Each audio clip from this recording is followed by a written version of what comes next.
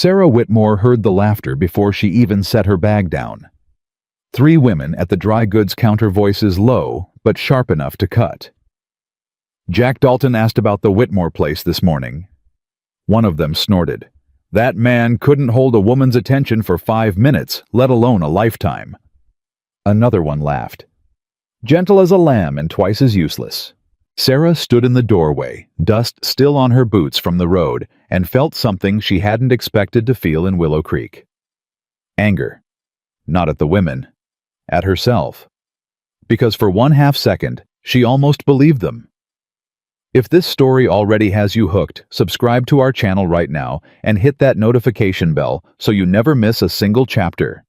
And drop a comment telling us what city you're watching from. I want to see how far this story has traveled. Sarah Whitmore had not planned to come back to Willow Creek. She had planned, in fact, to never come back. She had told herself that the day she left 6 years ago, 23 years old, a train ticket in one hand and a head full of ideas in the other. The city was waiting. Opportunity was waiting. Everything Willow Creek could never give her was waiting just beyond the horizon, and she had walked toward it without looking back. 6 years later, she looked back. She looked back because there was nothing left in front of her. The newspaper she'd worked herself half to death for had folded. The apartment she'd sacrificed comfort to afford had flooded twice and smelled like mildew from October through March. The man she'd spent 3 years building a future with had decided quietly and without much drama that he preferred someone less intense, someone who didn't work 14-hour days, someone easier. She'd received that news on a Tuesday. She'd been back in Willow Creek by Thursday. Her mother's house was empty. Her mother had passed the previous winter, and Sarah hadn't made it back for the funeral. That guilt alone had been enough to hollow her out.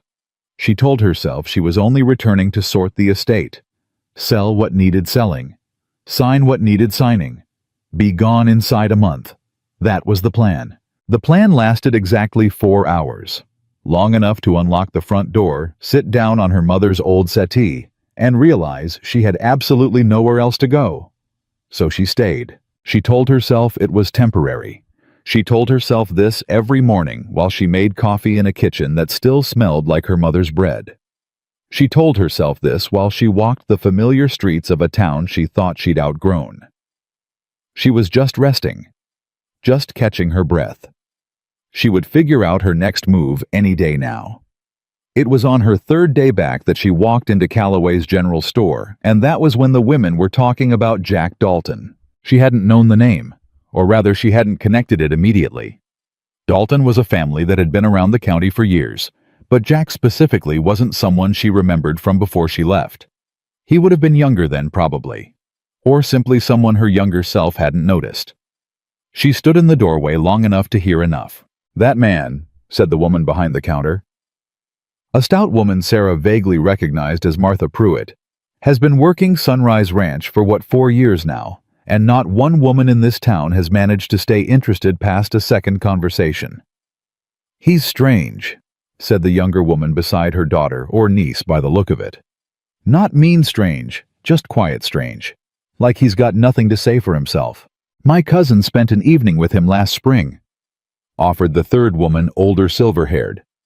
"Said he sat across from her for an hour and barely opened his mouth. Just watched her, like a hawk watches a field mouse." Martha Pruitt laughed at that. "A hawk? That's generous. More like a dog waiting to be let in." The 3 of them shared a laugh, and Sarah felt the anger move through her before she even understood it fully. She stepped inside. The bell above the door rang. The laughter stopped. "Sarah Whitmore," Martha Pruitt said, covering the silence quickly with warmth that Sarah recognized as the particular warmth small towns deployed when they'd just been caught saying something unkind. "My goodness, we heard you were back." "I'm sure you did," Sarah said pleasantly, and picked up a basket. She moved through the store collecting what she needed. Flour, salt, coffee, a few basic provisions, and the conversation behind her resumed at a lower volume, steering safely toward weather and someone's new baby. Sarah didn't press. She didn't ask about Jack Dalton. She paid for her things and walked out into the afternoon and told herself it was none of her business. She thought about it for the rest of the day. Not about him specifically. She didn't know him. She thought about the way those women had spoken about a man, a real man, a living person who existed somewhere in this town and was presumably walking around unaware that he was being measured and found wanting at the dry goods counter on a Wednesday afternoon. She thought about how casually they'd done it, how practiced it sounded. She thought about the word they kept circling without landing on. Weak. They never said it directly, but it was there in every phrase they chose. Too quiet, too gentle, nothing to say for himself, as though a man's worth was calibrated directly to the volume of his presence, as though silence was a character flaw. Sarah knew something about being judged in absentia. She knew what it felt like to be the topic of a conversation she wasn't invited to. She'd been on the receiving end of that particular sport more times than she could count, and she had never once found it comfortable, no matter which side of it she was standing on. She put it out of her mind. She didn't think about Jack Dalton again until she saw him the next morning. She was on the road that ran along the eastern edge of town, walking early before the heat came up, when she heard the sound of a fence post being driven into hard ground. She looked toward the noise out of simple reflex, and that was when she saw him. He was working alone on the far side of a fence line, maybe 30 yards off the road. Methodical, no wasted motion. He'd drive the post check. The line moved to the next position, drive again. There was no rushing to it and no dragging either. Just a man doing work at the exact pace the work required. He hadn't noticed her yet.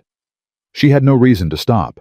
She kept walking, but she slowed down just slightly, and she watched for a few seconds, and what she noticed, what struck her unexpectedly, was how completely at ease he was. Not lazy, not indifferent. Something different from both of those things. He was present. Fully, entirely present in what he was doing, in a way that she realized she hadn't seen in a very long time. The men she'd known in the city were always somewhere else in their heads.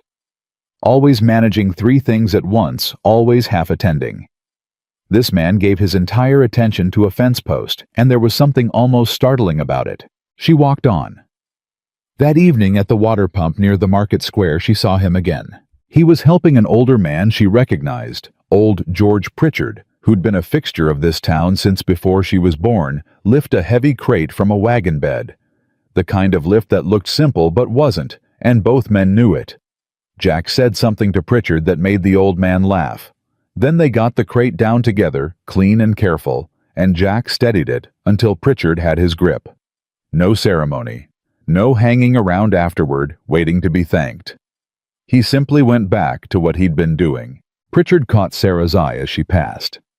"Good boy, that one," he said in the way old men offer observations not to anyone in particular, just to the air. Town doesn't know what it's got. Sarah nodded politely and kept moving. She thought about that all the way home. The following Sunday, Willow Creek's weekly market set up along the main street, and Sarah went because she needed vegetables, and because staying in her mother's house alone was beginning to feel like its own kind of pressure. She moved through the stalls with her basket exchanging polite greetings, accepting condolences about her mother that were 6 months late, but sincerely given answering questions about the city with the edited version she'd decided to offer. "And what brings you back for good?" asked someone. "Just taking some time," she said, which was what she always said, because the honest answer, "I ran out of road," was not something she was ready to hand to anyone in Willow Creek. She was at the grain merchant's stall debating between 2 sacks when a shadow fell across her from the side, and a voice said quietly, "The one on your left. Henderson's grain has been sitting in a damp corner for 3 weeks. You can tell by the color in the lower seam." She turned. He was standing close enough to speak quietly, but not so close as to crowd her. Taller than she'd registered at a distance. Lean in the way men who work hard get lean, not as an achievement, but as a consequence. His hat was in his hand, which struck her as a small and deliberate courtesy.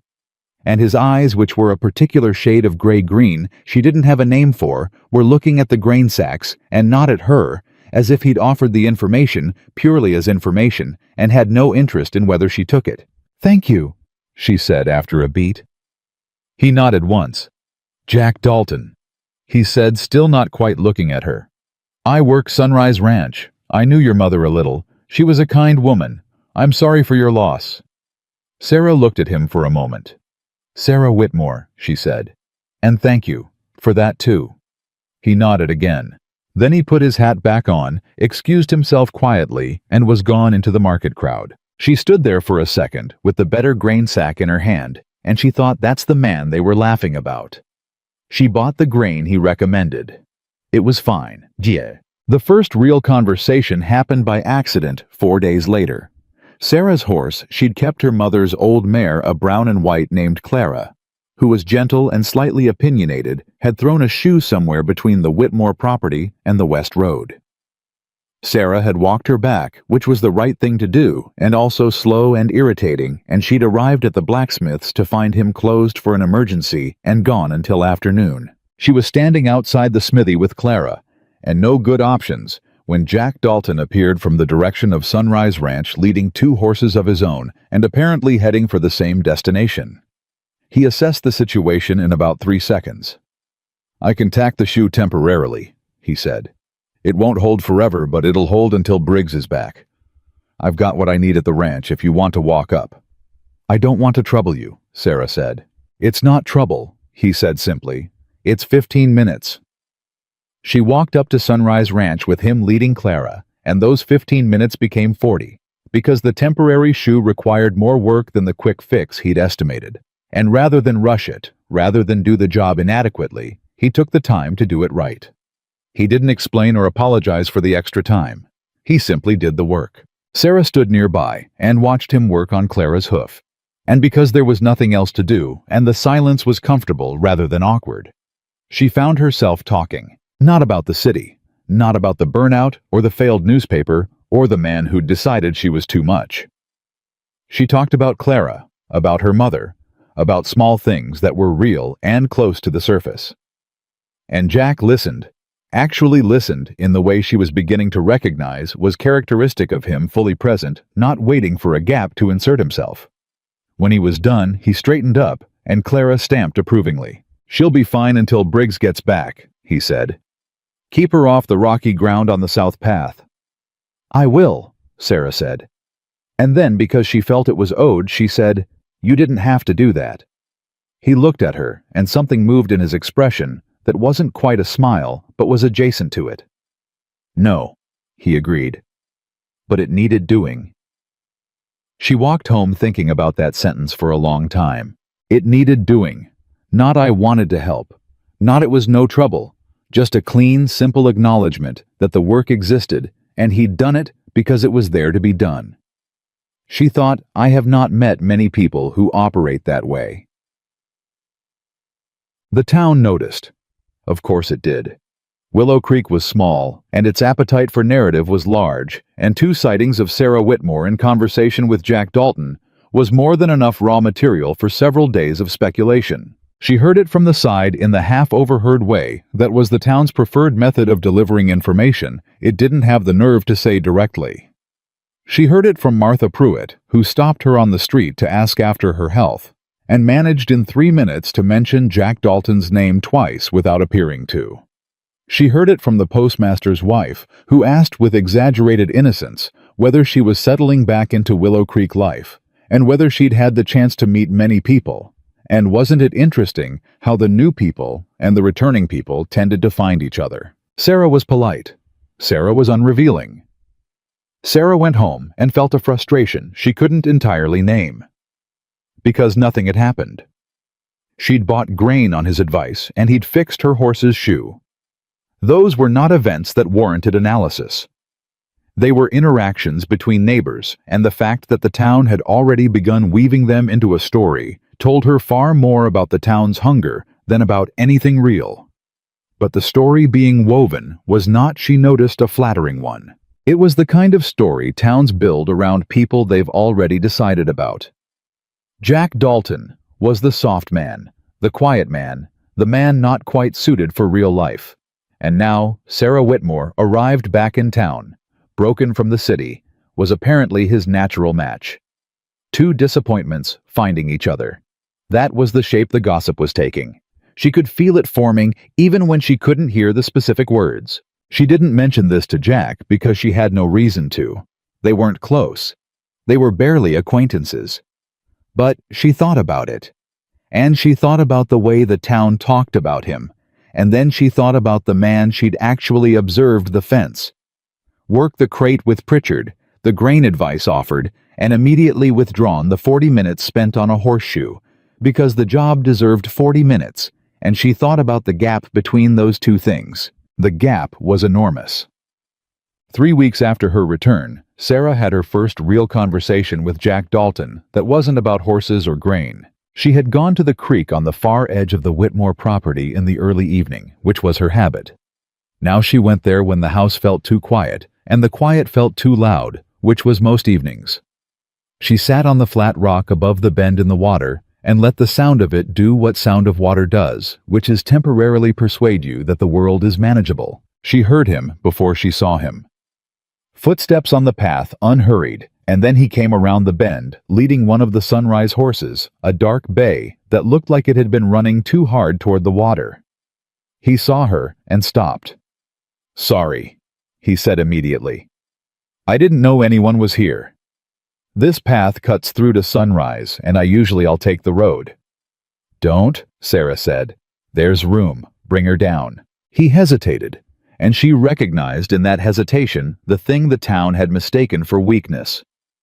He was checking. Not whether he wanted to, that was irrelevant to him, but whether his presence was actually welcome, or whether she was being polite. It was a small check, almost invisible, and it was the opposite of imposing himself. "I'm here on purpose," she said. "Company is fine." He brought the horse down to the water. They were quiet for a while. The horse drank. The creek moved. The light came down through the trees at that long evening angle that made everything look like a painting. Finally, Sarah said, "Does it bother you?" He looked at her. "Does what bother me?" "What people say about you." She watched him absorb the question. She watched him decide whether to deflect or engage. She watched him choose. "It used to," he said, "when I was younger.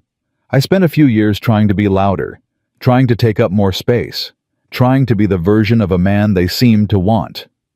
What happened? I got tired," he said simply. "And I figured out that I was bad at being someone else, and reasonably good at being myself. So." He shrugged one shoulder. "I stopped." Sarah looked at him. "And you really don't care what they think?" He was quiet for a beat. Then, "I didn't say that. I said I stopped performing for it. Those are different things." She sat with that for a moment. "Yes," she said quietly. "They are." He looked at her directly, then for the first time in their conversation, and she held the look. His eyes were the color she still didn't have a name for, and they were entirely steady. "You came back hurt," he said. "Not accusing, just stating. Is it that obvious?" "No," he said. "But I notice things. Is that also something they say about you?" She kept her voice light. "That you notice too much." Something softened at the corner of his mouth. "Among other things." They talked for another hour there by the creek as the light went down and the dark came up. Not about anything urgent. About her mother's garden and which vegetables had survived without tending. About the horses at Sunrise Ranch and which ones had particular personalities. About the city she found herself describing it without the edited version, saying some of the real things, the weight of it, the way ambition could narrow your vision until you couldn't see anything peripheral. The way failure felt different when you'd built your entire identity around succeeding. He listened to all of it. He asked 2 questions, both precise, both aimed at things she'd half said rather than things she'd fully stated. He did not offer solutions. He did not offer comfort in the form of reassurance. He simply stayed present with what she was telling him, and that she realized with a start was rarer than it had any right to be. When she finally got up to walk back, she said, "Thank you." "For what?" he asked, genuinely uncertain. "For listening," she said, "and for not trying to fix anything." He looked at her steadily. "Not everything needs fixing," he said. Some things just need being heard. She walked home through the dark, and the quiet in her chest was different from before. Not heavier. Something else. She lay awake that night thinking about a man who gave his full attention to fence posts and horseshoes and a woman's words by a creek, and who had apparently decided that the opinion of an entire town was not worth performing for. She thought the town is wrong about him. And then more quietly under that, what else is the town wrong about? She found out 2 weeks later, and not in the way she expected. She'd been at Calloway's again, and this time she'd been there long enough that she couldn't pretend she hadn't heard the conversation. Martha Pruitt, the same silver-haired woman from before, and a man Sarah didn't know. Someone from a neighboring property, broad-shouldered and loud in the way some men chose to be loud when they wanted to establish something. Dalton came by asking about the Whitmore property, the broad man was saying. Asked about the East pasture specifically, if the Whitmore girl is selling. Is she? Martha asked. Ought to be. What's she going to do with it? She's not a rancher. The property's been half managed for 2 years since Margaret got sick. Best thing would be to sell it to someone who can actually work it. And you want to be that someone, Martha said in the dry tone of a woman who'd been following local economics for 40 years. It's a fair offer. Dalton should stay in his lane. He's a ranch hand. He's got no business sniffing around property transactions. Sarah put down what she was holding and walked to the counter. She didn't raise her voice. She'd learned a long time ago that volume was not the same as authority. I'm sorry, she said pleasantly to the broad man whose name she still didn't know. Were you discussing my property? The man had the grace to look momentarily wrong-footed.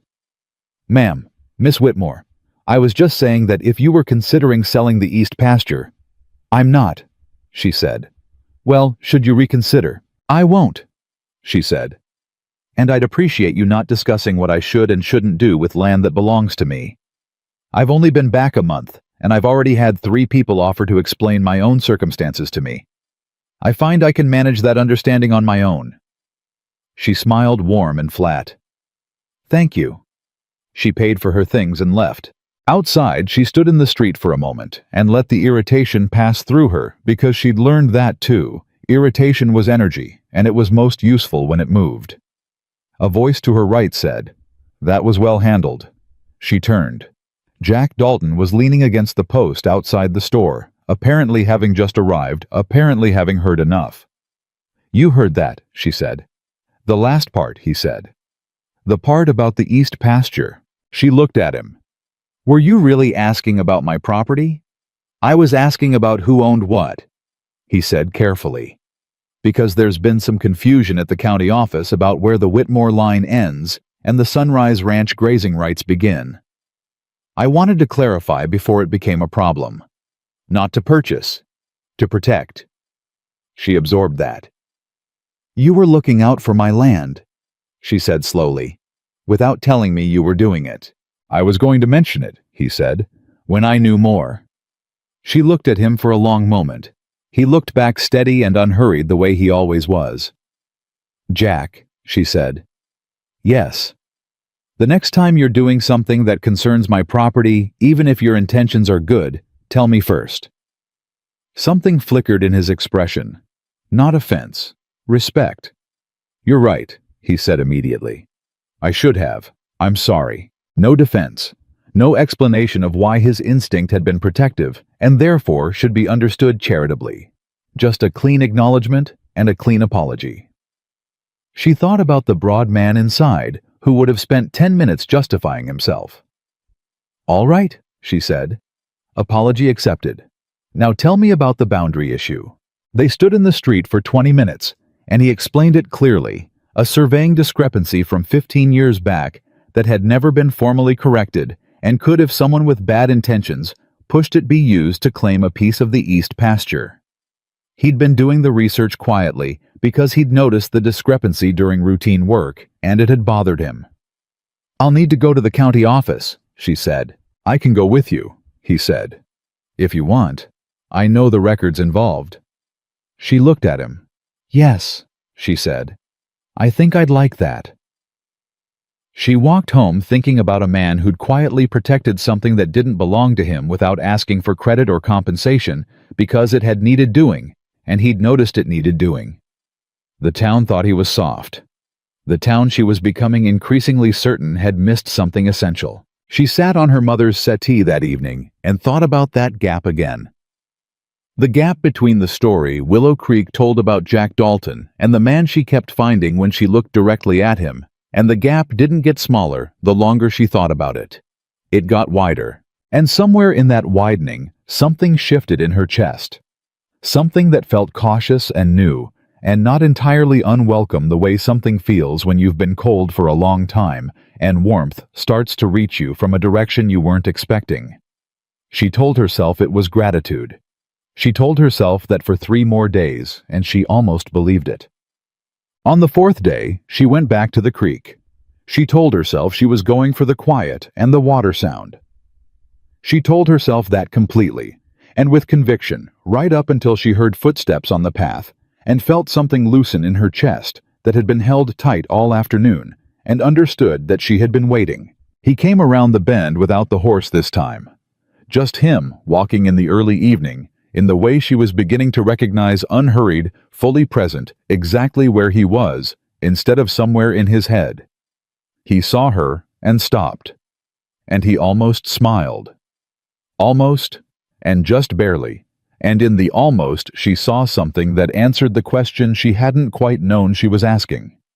She moved over on the flat rock. He sat down beside her. Neither of them said anything for a little while, and the creek moved between the rocks the way it always had, the way it had when she was a child, and the world was smaller and safer, and she hadn't yet learned how much could go wrong. "I came back broken," she said finally, not looking at him. "I know you said it before, I want to say it out loud to someone who already knows. I came back broken, and I'm not sure when I stopped being broken or if I have yet." "I know," he said quietly. "Does that bother you?" "No," he said without hesitation. She turned and looked at him. "Why not?" He thought about this. He took the question seriously, the way he took everything seriously, and he gave it the time it deserved before he answered. "Because broken isn't the same as wrong," he said. "And because watching you in this town for the last few weeks, the way you handled Pruitt, the way you handled Garrett in the store today, the way you ask questions and wait for real answers instead of just the polite ones." He paused. "You're not broken, Sarah. You're just tired. There's a difference." She looked at him for a long moment. No one had said her name like that in a very long time. Like it was a complete sentence. "They say terrible things about you," she said. "This town." "I know. They're wrong." He looked at the creek. "I know that too. And it doesn't make you angry. It made me angry for years," he said. "Now it mostly just makes me sad. For them. People who decide what a man is worth and then work very hard to never be proven wrong, that's a particular kind of small life. I don't want it." Sarah thought about the women at the dry goods counter. She thought about the broad man in the store. "No," she said. "Neither do I." They sat in the evening quiet, and the darkness came up slowly the way it does in summer, and neither of them moved to leave, and what grew between them in that stillness was not simple and not small, and neither of them named it yet because it was too new and too real to risk with words. But it was there, clear and steady as water over stone, and below them the creek moved on through the dark like it always had, like it always would, indifferent to the opinions of anyone in Willow Creek, and completely unbothered by the question of whether a quiet man had the right kind of strength. It already knew the answer. The county office smelled like old paper and lamp oil, and the particular staleness of a room where decisions got made and then forgotten. Sarah stood at the records counter with Jack beside her, and she watched the clerk, a thin man named Hooper, who wore his authority in small, careful ways, pull the survey documents she'd requested and set them on the counter with the air of someone doing a favor rather than doing his job.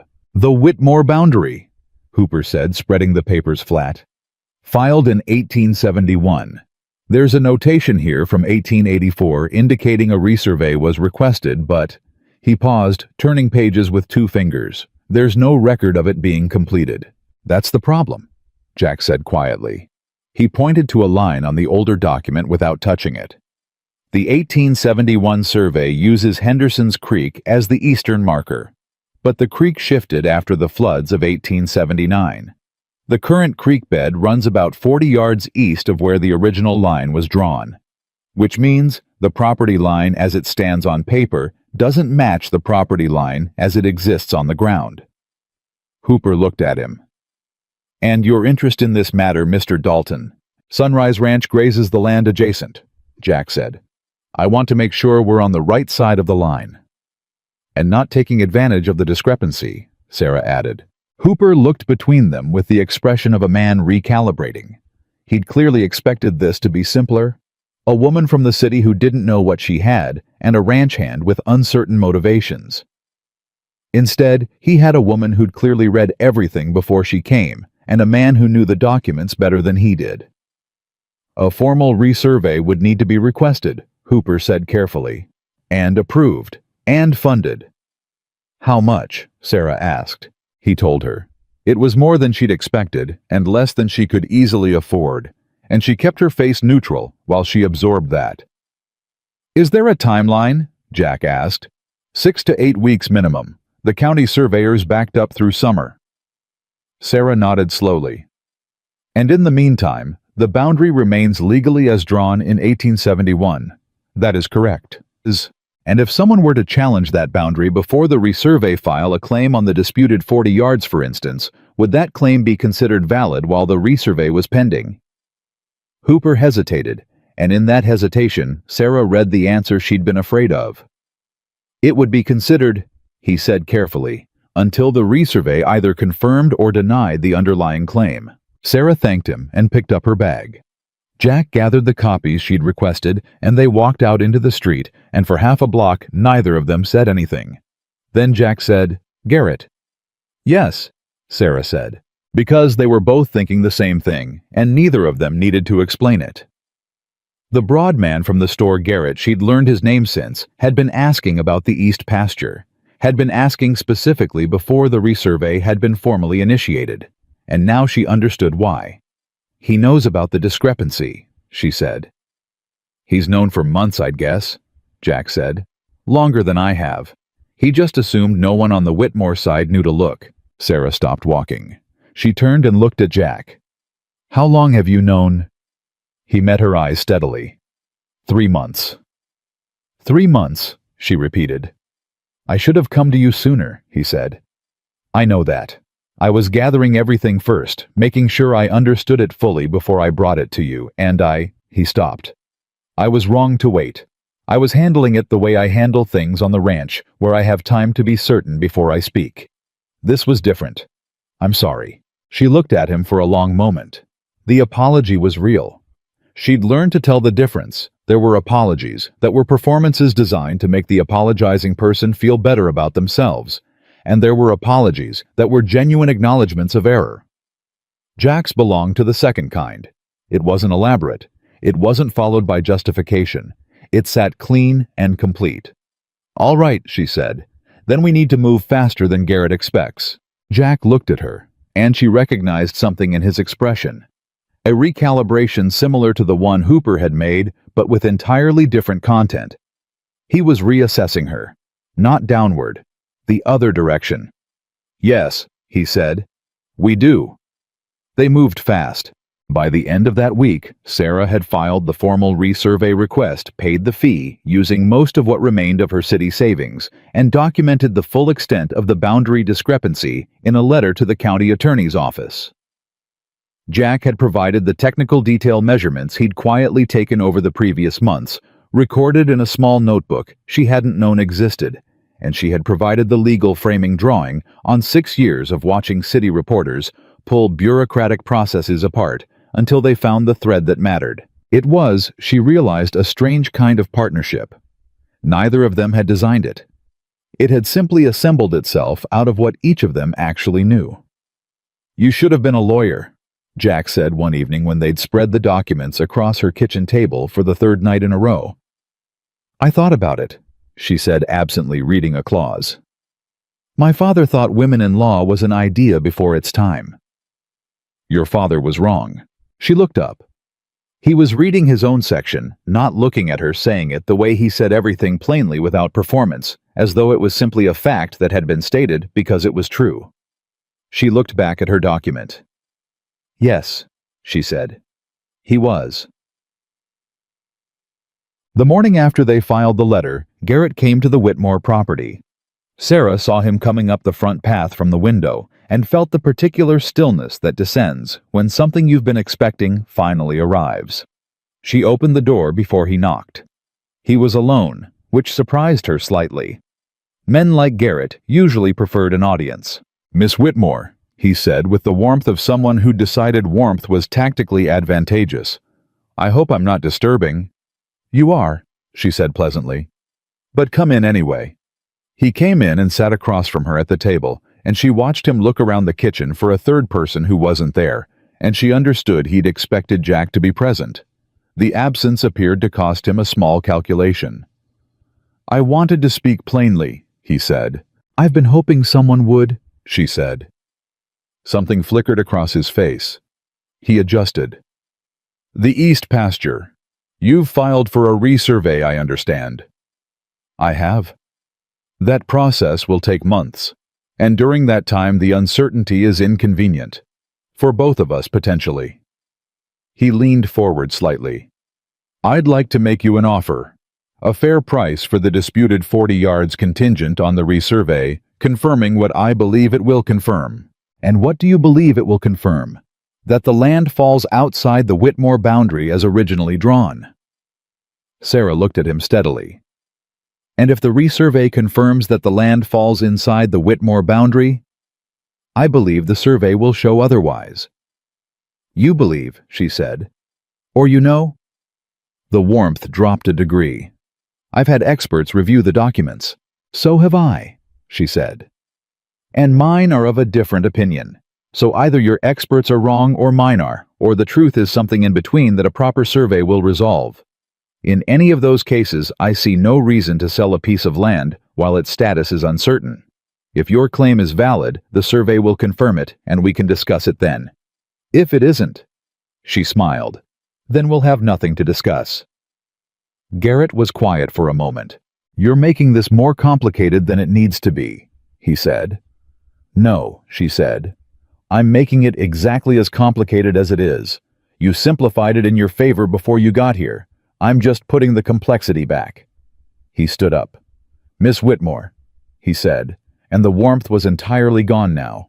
You've been away from this town for a long time. You may find that things work differently than you remember. I grew up here, she said. I know exactly how things work. She stood up too, because she wasn't going to let him be the only standing person in the room. And I also know that what you just said was meant to sound like a threat while maintaining enough distance to deny being one. I'd prefer you didn't do that in my mother's house. She walked to the door and opened it. Good morning, Mr. Garrett. He left. She closed the door and stood with her back against it for a moment, feeling the adrenaline work through her system. Then she said to the empty kitchen, Well, that's done. She sent word to Jack through old George Pritchard they'd fallen into, using Pritchard as a casual relay, because he was everywhere and noticed by no one, and Jack came by that evening. She told him everything Garrett had said in order without editorializing. When she finished, Jack was quiet for a moment. He's going to accelerate, he said. Whatever he was planning, he'll move it forward now. I know. Are you prepared for that? She looked at him. Are you? He looked back at her, steady as always. I've been prepared since I found that boundary discrepancy 3 months ago. Then we're both prepared, she said. So, let's stay ahead of him. What neither of them had fully accounted for was the town, not Garrett specifically. The town itself, the particular metabolism of a place where information was currency and everyone was always trading. The news that Sarah Whitmore and Jack Dalton had jointly filed documents at the county office spread through Willow Creek with the speed and enthusiasm that only small-town gossip can achieve. By the time Sarah heard the first version of it, it had already mutated twice. The first mutation made them business partners. The second made them something more, and that version was the one that stuck because it was the most interesting. She heard it from the postmaster's wife, who managed to convey it through 3 layers of apparent innocence. She heard it from 2 of the women at the market, who asked after her health with the particular solicitousness people deploy when they're hoping for information. She heard it most directly from Martha Pruitt, who cornered her outside the dry goods store on a Thursday morning and said without preamble, "People are talking about you and Jack Dalton." "I imagine they are," Sarah said. "It's not Sarah. I'm saying this as someone who knew your mother. You've been away. You don't know everything there is to know about Jack Dalton and how this town sees him." "I know more than I did a month ago," Sarah said. "He's not—" Martha stopped, recalibrated, tried another direction. "He's a fine worker. No one's questioning his work, but there's something about him that's never quite fit here. He's odd, Sarah. People have tried to— There was a woman a few years ago, Rachel Hennessy, and she spent 3 months. "Martha," Sarah said. The older woman stopped. "I appreciate that you're trying to help," Sarah said carefully, "but I'm going to need you to say whatever you're actually trying to say, rather than working up to it. What happened with Rachel Hennessy?" Martha looked uncomfortable. "She said he was cold, that he had no warmth, that no matter what she did, she couldn't reach him." Sarah was quiet for a moment. "Did you ever consider," she said slowly, "that she couldn't reach him because he didn't trust her? And that he didn't trust her because this town spent the entire time she was with him telling her what was wrong with him until she started looking at him through that lens instead of her own?" Martha blinked. "People see what they're told to see," Sarah said. "I've spent 6 years in a city full of people doing exactly that. I'm not interested in doing it here." She picked up her basket. "Tell whoever's asking that Jack Dalton has been a good neighbor to me, and that's as far as it goes. Good morning, Martha." She walked home with her heart going faster than she'd expected, and she couldn't tell if it was anger or something more complicated. That's as far as it goes. She'd set it as a boundary. A clean, simple line drawn for public consumption. She sat with it in her kitchen for an hour, and the more she sat with it, the less certain she was that it was true. 2 things happened in the following week that changed everything. The first was small. She was at Sunrise Ranch to return a tool Jack had lent her, and she arrived earlier than she'd said she would, and she found him in the paddock with a young horse that was clearly terrified, one of the new animals barely broken dancing and sweating at the edge of panic. She stopped at the fence and watched. He didn't raise his voice. He didn't force anything. He stood completely still at the center of the paddock and just waited. Not passively, actively waited the way a person waits who has decided that their patience is the point. He let the horse circle him. He let the horse test the boundary of the space without pushing it. He breathed slowly and visibly, and after several minutes, the horse slowed and then slowed more and then stopped. And then carefully, it took 2 steps toward him. He didn't move towards it. He let it come. He waited until the horse was close enough to smell his hand before he lifted it, and then he just held it there, offering not reaching. The horse put its nose in his palm. Sarah stood at the fence and felt something happen in her chest that she recognized because it was not new. It was old, very old. The feeling of watching someone do something so exactly right that it bypasses your intellect entirely and lands somewhere deeper and prior. She didn't say anything. She stayed until he noticed her, and when he looked up and saw her standing there, he didn't look embarrassed or self-conscious. He looked like someone who'd been seen doing something true. "She's coming along," he said quietly, not wanting to startle the horse. "Yes," Sarah said. "She is." She went home with the feeling still in her chest, still warm, still quiet. The second thing was not small at all. She was in town midweek when she overheard Garrett talking to 2 men she didn't know outside the land office. She wasn't trying to overhear. She simply happened to be on the other side of a wall that the afternoon amplified sound against. "Dalton's interference is a problem," Garrett was saying. He's gotten her filing documents she wouldn't know to file on her own. That resurvey delays everything by months. So slow him down, one of the men said. I intend to, Garrett said. But directly isn't the right play. Dalton doesn't scare easily. What he does have, a pause, is a reputation this town's already half willing to believe the worst about. All you need to do is confirm what people already suspect. Sarah stood very still. Confirm what exactly? The second man said. That he's involved with the Whitmore woman for his own reasons, Garrett said. That this isn't about the land or the right thing to do. That he's using her to get his hands on property she doesn't understand she's giving away. Another pause. Once people think he's manipulating her, everything they've done together becomes suspect, including the filing. And she... His voice turned thoughtful. She's not from here anymore. Not really. She's a city woman who came back broken and attached herself to the first man who was kind to her. That's the story. It writes itself. Sarah's hands at her sides had closed into fists without her deciding to make them do that. She made herself stand still and breathe and listen to the rest because she needed to know the full shape of it before she moved. The full shape was worse than she expected. Garrett had two families apparently, who owed him favors for reasons she didn't yet know, who were prepared to go to the county office and contest the resurvey request on grounds of conflict of interest, arguing that Jack Dalton's involvement in the filing constituted a third-party claim that invalidated Sarah's standing. It was a legal theory that probably wouldn't hold, but it didn't need to hold permanently.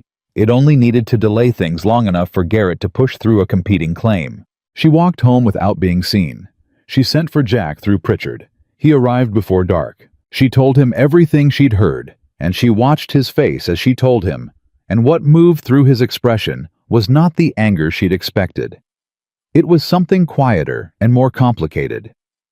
Something that looked, if she read it right, like a particular kind of weariness. Not the weariness of someone who was surprised, but of someone who has had versions of this happen before and had hoped this time it might not.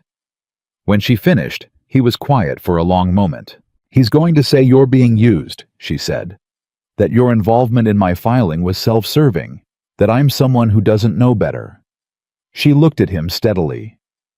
I want you to know that I'm going to make certain every person in this county understands that I filed those documents with full knowledge of what I was doing, and no one's hand on my back. Your name will be cleared in this. He looked at her, and something in his face shifted in a way she hadn't seen before. That's not what I'm thinking about, he said quietly. What are you thinking about? He was quiet for another moment. I'm thinking, he said slowly, that you are the first person in 3 years who defended me before I asked you to. He looked down at his hands on the table. I don't take that for granted. The room was very quiet. You shouldn't have to be defended, she said. The fact that you need to be it's wrong, Jack. It's wrong, and I'm angry about it. He looked up at her. I know, he said. But I'm glad it's you who's angry. They sat at her kitchen table for another 2 hours, and they built a plan the way they'd been building everything. Her legal architecture, his detailed knowledge, both of them contributing exactly what the situation required. It was efficient, and it was real. And somewhere in the middle of it, Sarah looked up and found him watching her with an expression that was no longer entirely about the documents on the table. She looked back.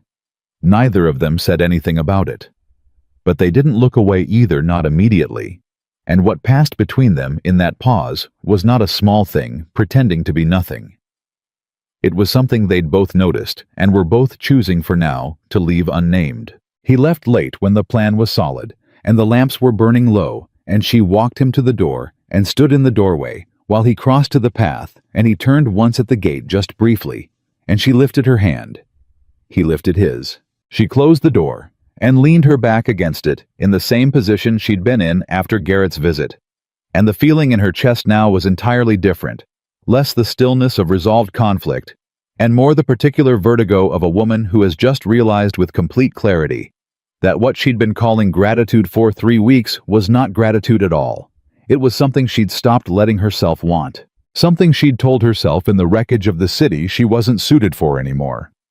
Something that was apparently, despite everything, still alive in her, and apparently very specifically attached to a quiet man with gray-green eyes, who'd spent 3 months protecting her land without telling her, and who had said thank you when she defended him as though no one had done it before. She stood at the door for a long time. Outside, the night was full and steady and without apology. And somewhere across the dark, Jack Dalton was walking back to Sunrise Ranch, and she was almost certain, not quite but almost, that he was thinking about the pause. The town thought he had nothing to offer. The town had no idea. Garrett moved faster than either of them had anticipated. By Friday morning, 3 days after Sarah had stood behind that wall and listened to him map out exactly how he intended to destroy them both, the contest filing had already been submitted to the county office. Sarah found out from Hooper, who sent word through a note delivered to her door, and the note was careful and bureaucratic and said very little, but what it said was enough. The resurvey request was under formal challenge. Pending review. No timeline given. She read the note twice and then set it on the kitchen table, and stood there for a moment with both hands flat on the surface, feeling the particular quality of anger that comes not from surprise, but from confirmation. She'd known this was coming.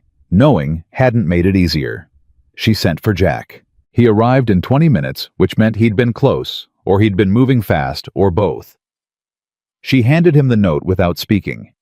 He read it, and she watched his jaw tighten just slightly, the only external evidence of what was happening underneath. "Conflict of interest," he said. "That's their argument. That your involvement constitutes a competing third-party claim and invalidates my standing as sole filer." "That's not how the law works." "No," she said. "But it doesn't have to be how the law works.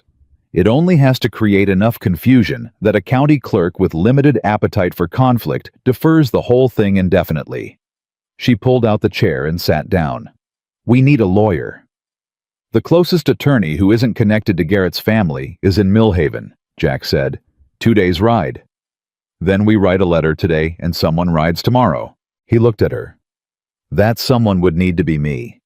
I know the technical details of the boundary dispute well enough to explain them clearly. And you shouldn't leave the property right now, not with this active." She didn't like it. She showed him she didn't like it because she'd stopped performing ease when she didn't feel it. 2 days there, 2 days back. 4 days where Garrett has room to move. "I know," he said. "But the alternative is no legal representation at all, and that's worse." She thought about it for exactly as long as it deserved. "Go," she said. "But come back in 3 days, not 4. Something that wasn't quite a smile moved across his face. "Yes, ma'am," he said quietly, and the formality of it was gentle and private, the kind of thing that only meant anything because of everything that had come before it. He left the next morning before sunrise. Sarah stood on the porch and watched the dark swallow the sound of his horse and told herself she was not watching for as long as she was watching because of sentiment. She was watching because the situation required vigilance. She almost believed it. The 4 days he was gone were the longest she'd spent in Willow Creek since her return, and not because of the land dispute. The land dispute was manageable. She worked it every day, cross-referencing the boundary documents, building a written record of every interaction with Garrett, preparing a clear chronology that a stranger to the situation could follow. She knew how to build a case from available material. The city had taught her that, whatever else it had taken from her. What was not manageable was the town. With Jack absent, the gossip shifted. It became more direct the way rumors do when the subject isn't present to accidentally complicate the narrative with their actual existence. She heard 3 distinct versions of the story. Garrett had seeded each one slightly different in detail, but identical in shape. Jack Dalton had attached himself to the Whitmore woman to gain access to the land dispute. He'd made himself useful, made himself trusted, and was now positioned to benefit from an outcome that Sarah didn't fully understand. He was using her. He was using her grief and her exhaustion and her distance from this town. And she, in this version of events, was a woman who'd come back broken from the city and was too emotionally depleted to see it. She heard this from a neighbor who came to check on her with a pie and managed to include 3 pointed observations about the dangers of trusting people too quickly. She heard it from the postmaster's wife, who had apparently abandoned all pretense of subtlety. She heard it from 2 men at the market who didn't know she was close enough to hear and were not particularly concerned about her hearing it. Each time she responded the same way, calmly, precisely, without raising her voice or performing indignation. Each time she walked away feeling the weight of it accumulate, not because she believed any of it. She didn't. She had watched Jack Dalton work, listened to him think, and sat across from him in her kitchen at midnight while they built something real from available materials. And the idea that any part of that was performance designed to manipulate her was so far from what she'd witnessed that it occupied a different universe entirely. But she understood with a coldness that came from experience how narratives worked, how they didn't need to be believed by the person they were about. They only needed to be believed by everyone around that person until the pressure of the surrounding disbelief became a weight in itself. She understood why Jack had spent years carrying it, and she understood for the first time, fully, what it cost. He came back on the 3rd day as she'd asked. He came in the late afternoon, and she heard him at the gate and met him at the door, and the first thing she registered when she saw his face was that something had happened in Millhaven. Not bad necessarily, but something. "The attorney," she said before he'd fully dismounted. "What did he say?" "He'll take the case," Jack said. "But there's a condition." She waited. "He wants to meet with both of us, in person, next week." He secured the horse and came up the path. "He says the conflict of interest argument is weak, but not toothless. Garrett's family has a cousin at the county office. Not Hooper, someone above Hooper. And that cousin has quietly delayed 2 other resurvey requests in the last 3 years on similar grounds." Sarah absorbed this. "This is a pattern." "Yes. Garrett's done this before. To smaller properties, with owners who either didn't fight or couldn't afford to." He stopped on the porch step, which put them at almost exactly the same height, and he looked at her directly. "Sarah, this is bigger than I first understood. What he's running isn't one land grab. It's a system, and we're not the only ones who've been caught in it." The air between them changed. "Who else?" she said. "The Fielding family. Lost their north pasture 2 years ago in what everyone called a legal dispute, but which their eldest son says was a manufactured boundary challenge almost identical to ours." He paused. "And the widow Caraway. She sold her East 40 under what she later described as sustained pressure she didn't have the resources to resist." Sarah was quiet for a moment. "He needs us to fail," she said slowly. "Not just because he wants the land. Because if we succeed, we establish a precedent and a record that undoes everything he's already done." "Yes," Jack said. She looked at him. "Then we can't just win our case. We need to win it in a way that opens the whole thing up." He looked back at her steadily. "That's what the attorney in Millhaven said too." "And are you prepared for that to be much larger than what we started with?"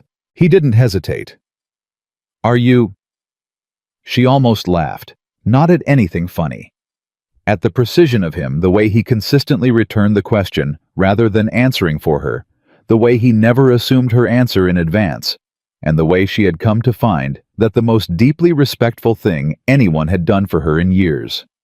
"Yes," she said. "Come inside. We have work to do."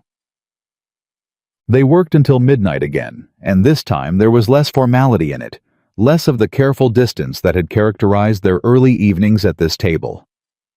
Something had shifted in the 4 days he'd been gone, though Sarah couldn't have named exactly when or how. It was as if the absence had resolved something that presence had kept ambiguous. She knew what she felt. She'd stopped negotiating with herself about it. What she didn't know was whether to say it, and whether saying it would complicate something that was already complicated enough. She was still deciding when, at 11:30, Jack sat back from the documents and rubbed his face with both hands, in the gesture she'd come to recognize as the signal that his concentration had reached its limit for the night. "I heard what they've been saying," he said, not looking at her. About why I'm involved in this. She went still. Which version? She said carefully. The main one. He looked at the table. That I'm using you. That my involvement in the filing was self-serving. That you don't understand what you're giving away. Jack, I need to say something, he said, and he looked up. Then, and his eyes were steady, but there was something underneath the steadiness that she hadn't seen before, something exposed. I need to say it clearly so there's no version of this where you wonder later. I don't wonder, she said. I already? Let me finish, he said quietly. She stopped. He was quiet for a moment, gathering it in the way he gathered everything, not slowly, but deliberately, as though words were a resource to be used accurately rather than abundantly. I came to this boundary dispute because it needed addressing, he said. That's true. And when I went to the county office with you, it was because you needed someone who knew the technical detail, and I knew it, and that's all that was. He paused. But somewhere in the last 6 weeks, what I'm doing here stopped being about the land. The room was very quiet. I know the town's story about me, he said. I know what they think I'm capable of. And usually I can put that in a box and leave it there because their opinion is their opinion, and it has nothing to do with the actual facts of my life. He looked at her directly. But the idea that you might start to hear it and wonder that you might sit in this house at night and look at everything we've done here and think maybe they're right. Maybe there's something I haven't told you. He stopped. That I can't put in a box. Sarah looked at him for a long moment. I haven't wondered, she said. Not once. I know, he said. But I needed to say it anyway, so it's said. So it exists between us as a stated thing instead of an assumed one. She looked at him, and what she felt was not simple, and would not compact into something simple no matter how she tried. Jack, she said. Yes. The town thinks you're using me, she said. What they don't know is that you are the first person in 3 years who has consistently treated me like someone capable of understanding my own situation and making my own decisions. You have never once tried to manage me. You have never once explained something to me that I didn't ask you to explain. You have defended things that belong to me without making the defense about yourself. She stopped. If that is what using someone looks like, then this town needs to seriously reconsider its definitions. He looked at her, and she saw something move through his face that was not composure. It was the thing underneath composure, the thing a person looks like when something reaches them past the defenses they've spent years building because the defenses were necessary, and now something is coming through anyway, and the only choice is to let it or not. He let it, and she watched him let it, and she felt her own defenses do the same thing, and neither of them moved for a moment, and neither of them looked away. Then he said very quietly, Sarah. I know, she said. Which was not a full answer to the full question, but it was honest, and between them, honesty had always mattered more than completeness. He nodded once, and she nodded once in return. And they went back to the documents, and neither of them said anything else about it that night. But the thing had been acknowledged, which meant it existed, which meant everything that came after was different. The town escalated the following week. Not Garrett directly, he'd gone quiet in the way that meant he was moving pieces she couldn't see. It was the social machinery of Willow Creek that escalated, because small towns are self-propelling. In this particular way, once a narrative achieves sufficient velocity, it sustains itself without anyone specifically steering it. On Monday, the Sunrise Ranch foreman, a man named Briggs, who was old enough to have opinions and young enough to still assert them, loudly told Jack in front of the other ranch hands that his involvement with the Whitmore situation was becoming a distraction. Professionally. He used the word professionally 3 times, and Jack told her about it that evening without editorializing, which was how she knew it had landed harder than he was letting on. He threatened your position, she asked immediately. Not in so many words. In what words? Jack was quiet for a moment. A man's job and a man's personal business ought to stay separated. When they start to overlap, one of them suffers. And then he looked at me. Sarah felt the anger come up fast and direct. He cannot do that. He can do it informally, Jack said. Nothing written, nothing that could be challenged. Just an atmosphere. An atmosphere that makes your position at Sunrise Ranch untenable unless you step back from this. Yes. She looked at him. What do you want to do? He looked back at her, and she could see him weigh it, not just the practical calculation, but the more interior one. She'd learned to read the difference. I'm not stepping back, he said. Jack, your livelihood. I'm not stepping back, he said again. And this time it was not a decision being made, but one being stated, because it had already been made somewhere in the days before this conversation. She wanted to argue. She wanted to tell him that no piece of land was worth his position, his income, his daily life. She wanted to be logical about it. What she said was, all right, then we move faster.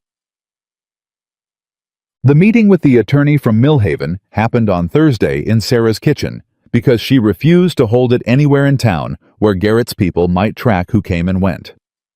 The attorney's name was Clement Foster, and he was older than she'd expected, and sharper than his age suggested, with the quality of a man who'd spent decades in small-town legal practice, and had therefore seen every version of what people did to each other when land and money were involved. He read everything she'd prepared.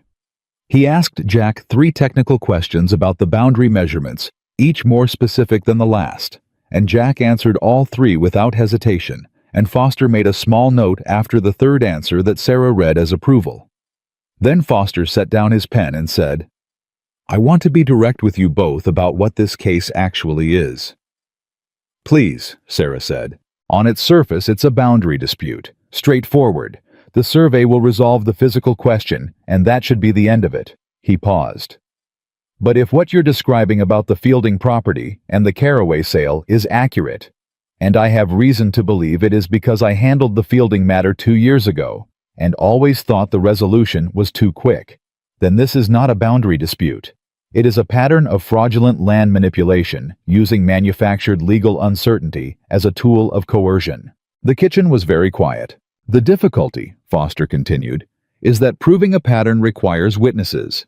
The Fieldings may be willing to speak. The eldest son has grievance enough. Mrs. Caraway is a harder question. She's elderly, and the experience cost her significantly, and she may not have the stamina for another fight. He looked between them. And you will both need to be prepared for the fact that Garrett will not respond to this quietly. When he understands the scope of what you're building, he will come at you directly. Both of you. Whatever is most vulnerable. Sarah didn't look at Jack. She could feel him not looking at her. He's already come at Jack's position at Sunrise Ranch, she said. Foster nodded, unsurprised. And he'll come at your credibility, he said to Sarah. The story he's seeding about your relationship to Mr. Dalton is the preliminary move. If he can establish in the court of public opinion that your judgment is compromised, that you're acting from emotion rather than evidence, then anything you present becomes suspect. He's going to use us against each other, Jack said. He's going to try, Foster said. The question is whether you give him the material to work with. The room was quiet for a moment, and Sarah felt the weight of what Foster was describing, not just the legal strategy, but the personal one. The way Garrett intended to take the most real thing between them and weaponize it. The way proximity to each other made them stronger in some ways and more vulnerable in others. He can't use what isn't a weakness, she said finally. Foster looked at her. If our connection is genuine and documented and consistent, she said, then there's no version of it he can reframe as compromised judgment. The story only works if we act like it does. Foster studied her for a moment. That's correct, he said carefully. Though I should mention that this logic applies most cleanly if your relationship has a clear definition. Courts and communities both understand defined relationships better than ambiguous ones. He said it in the gentle, professional way of a man who was not saying anything directly, but was saying everything clearly. Jack was very still beside her. Sarah felt the room shift in a way that had nothing to do with the case. I understand, she said with equal care. Foster left an hour later with a plan and a timeline and a list of things she needed to prepare. She walked him to the gate and came back inside, and Jack was still at the table looking at the documents in front of him without appearing to see them. She sat down across from him. "You heard what he was suggesting," she said. "I heard Jack said. I want to be clear that I'm not that what we decide about our own situation doesn't get decided because a lawyer suggested it was strategically convenient." He looked up at her. "I know that. I'm saying it so it's said, so it's a stated thing instead of an assumed one." She used his own words back at him deliberately and watched him recognize them. Something moved in his face. "Sarah," he said very quietly. "Don't," she said. "Not yet. I need to think. And you need to think. And we need to think about it separately from the case, because those are two different things, and they deserve to be treated as two different things." He was quiet for a long moment. "You're right," he said. "I know," she said, and it came out softer than she'd intended.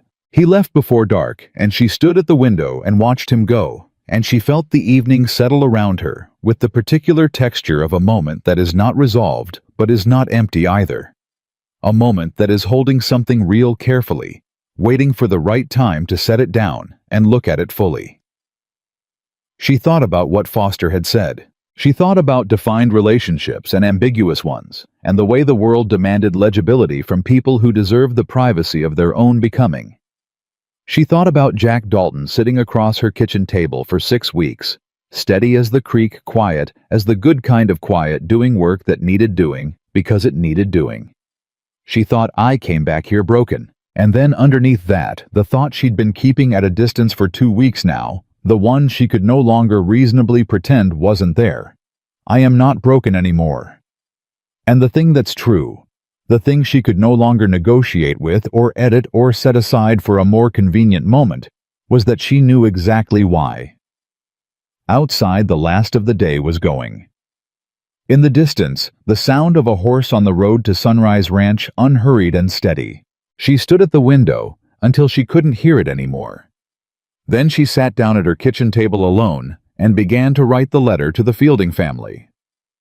Because there was work that needed doing, and because Jack Dalton had taught her without meaning to that the work was always worth doing, even when it was hard, even when the cost wasn't yet clear, even when the outcome was not guaranteed, especially then. The letter to the Fielding family came back in 5 days. Sarah read it at the kitchen table on a Tuesday morning with her coffee going cold beside her, and she read it twice, and then she sat very still for a moment before she reached for her coat. Thomas Fielding. The eldest son, the one Jack had mentioned, had written back in the direct, unadorned language of a man who had been waiting 2 years for someone to ask the right question. He knew about Garrett. He knew about the manufactured boundary challenge that had cost his family their north pasture. He had documentation, he had names, and he wrote 2 neighbors who'd experienced similar pressure and had been afraid to speak alone, but would speak alongside someone who was already standing up. He would come to Willow Creek. He would bring what he had. He only needed to know that this time it would go somewhere. Sarah put the letter in her coat pocket and walked to Sunrise Ranch. She didn't send word through Pritchard. She went directly, which she hadn't done before, and the directness of it felt like its own kind of statement. She asked for Jack at the gate, and he came out of the barn with hay on his sleeve and looked at her face and said, "What happened?" She handed him the letter. He read it standing in the yard. She watched him read it, watched the moment he understood the full weight of what Thomas Fielding was offering, watched him look up at her with an expression she hadn't seen on his face before. Something that was not composure or steadiness, but something rawer and more urgent. "This changes everything," he said. "It changes the scope," she said. "It doesn't change what we have to do. It just makes the doing of it matter more." He looked at her. "When is he coming?" He didn't say, "I need to write back and set a date." She paused. "I want to do it before Garrett finds out the Fieldings are talking. Once he knows, the pressure will increase significantly." Agreed. He folded the letter carefully and handed it back. "Write today. Set it for next week if he can manage it." "I will." She took the letter. "Jack, Briggs hasn't said anything else to you. The question landed in a particular way. He looked at her for a moment before he answered, and she could see him choosing between the honest answer and the protective one. He took me off the east fence rotation, he said. Gave it to one of the younger hands. It's not a formal demotion. It's a message. That he can make your position here uncomfortable. Yes. She felt the anger again, clean and specific. You should have told me. I'm telling you now. You're telling me because I asked. He held her gaze. Yes, he said quietly. You're right. I should have told you first. She recognized the pattern, the same thing that had happened with the boundary discrepancy.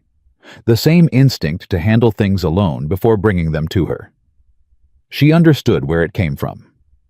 A man who'd spent years having his judgment doubted developed the habit of arriving with complete information rather than partial, because partial information had always been used against him. But they were past that now. We handle this together, she said. All of it. Not when it's already resolved, as it happens. Agreed, he said, and meant it. She wrote to Thomas Fielding that afternoon. The meeting was set for the following Wednesday, and for the 4 days between Willow Creek held its breath without knowing it was holding it, and Sarah and Jack worked with the focused quiet of two people who have understood that the clock has started and the margin has narrowed. On Saturday evening, Jack came to the Whitmore property and didn't knock. Not because he was presumptuous. She'd told him a week ago during a late night of documents and lamplight that she was tired of the formality of knocking when he was expected, that it felt like a performance of distance they didn't actually maintain. So he came to the door, and it was already open to the evening air, and he stepped inside and set his hat on the hook. He'd started using that hook, without either of them acknowledging that he had, and found her at the table with her mother's old Bible open in front of her, and her hands folded on the cover, and her eyes not reading. He sat down across from her. He didn't ask what was wrong. He waited. She said, I keep thinking about what Foster said, about defined relationships. He was still. I know we agreed to think about it separately, she said. From the case. I've been thinking about it separately. I've had a week of thinking about it separately. And I've arrived at something I want to say while I still have the nerve to say it. He looked at her. Fully. The way he always looked at things he was giving his complete attention to. I came back to Willow Creek to close down my mother's house and leave, she said. That was the whole plan. 6 weeks ago I was prepared to spend a month here, sign papers, and go somewhere else, and figure out what came next.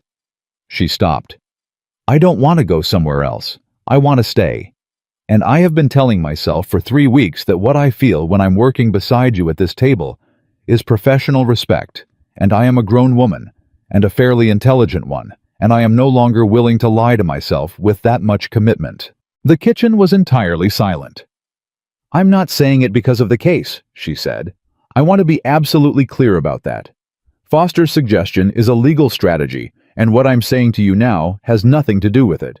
If you tell me the case is your only reason for being here, I will manage that information, and we will keep working, and nothing will change between us professionally. But I needed to say it once, so it's said. So it's a stated thing. She used his own phrase again. She saw him recognize it. He was quiet for a long moment. Long enough that she felt the edge of the thing. The possibility that she had misread, that what she'd seen in the pause and the evenings and the steady gray-green eyes was something she'd constructed from her own wanting. Then he said, Sarah, I have been sitting across this table from you for 6 weeks, trying to be useful to you without overstepping something I wasn't sure was mine to step toward. She let out a breath she hadn't known she was holding. And I was afraid, he said, that if I said anything, you would think it was because of the town's pressure, or Foster's suggestion, or some calculation I was making about the case. I was afraid you would think I had a reason other than the actual reason. What's the actual reason? She said, though she thought she knew. You? He said simply. Just you. The way you walked into Calloway's and didn't perform outrage when you overheard those women. The way you handled Garrett in your own kitchen without raising your voice. The way you sit at this table at midnight and build things out of whatever's available and don't apologize for being tired." He stopped. "The way you defended me before I asked you to. Nobody's done that." She looked at him across the table, across the documents and the lamp and the 6 weeks of careful work between them, and she thought, "This is the most honest conversation I have had in 3 years. Jack," she said. "Yes. I think you should stop being careful." Something shifted in his face, a release slow and enormous, like the easing of a weight that had been in place for so long he'd stopped noticing it was there. He reached across the table and put his hand over hers, not dramatically, not as a performance, just placed it there steady and warm and entirely present. She turned her hand and held his. They sat like that for a long time, and the lamp burned, and outside the night moved through the property that her mother had kept and that she was keeping now, and nothing was simple or resolved, and Garrett was still out there, and the case was still open, and the town was still talking. None of that had changed, but something had, and they both knew it, and for tonight that was enough. Thomas Fielding arrived on Wednesday with 2 other men, both ranchers, both with the look of people who'd been wronged and had spent time deciding whether the wrong was worth the fight. Sarah met them at the door. Jack was already inside. He'd arrived an hour early to go over the documents one more time, the way he always arrived early to things that mattered. Foster had come down from Millhaven the night before and was sitting at the end of the table with his papers arranged in front of him. The kitchen had never held this many people, and the air was different, for it charged purposeful, with the quality of a room where something real was about to happen. Thomas Fielding was younger than his letter had suggested. Mid-30s, with the weathered look of a man who worked outdoors and the eyes of someone who'd been paying close attention for a long time. He sat down across from Foster, looked at the table full of documents and said, "You have more than I expected." "So do you, I hope," Foster said. "More than enough," Fielding said. He looked at Sarah. "You're Margaret Whitmore's daughter." "Yes. Your mother was a good woman. She deserved better neighbors than she got at the end." He said it with a directness that she recognized the same quality she'd come to value in Jack, the refusal to dress a plain truth in gentler clothes. Garrett came to her twice in the last year before she died. I know because she told my mother. He was pressuring her about the east pasture then. She told him no. He told her she didn't understand the legal situation. His jaw tightened. He told a 70-year-old woman she didn't understand her own land. The table was very quiet. "She didn't tell me," Sarah said after a moment. "She didn't want to worry you. She thought she'd handled it." He paused. "She had for the time being. But he came back when she got sick, and then she passed, and he shifted his attention to the inheritance." Sarah felt the information land in a complicated place. Her mother had been dealing with this alone in the last year of her life and hadn't told her.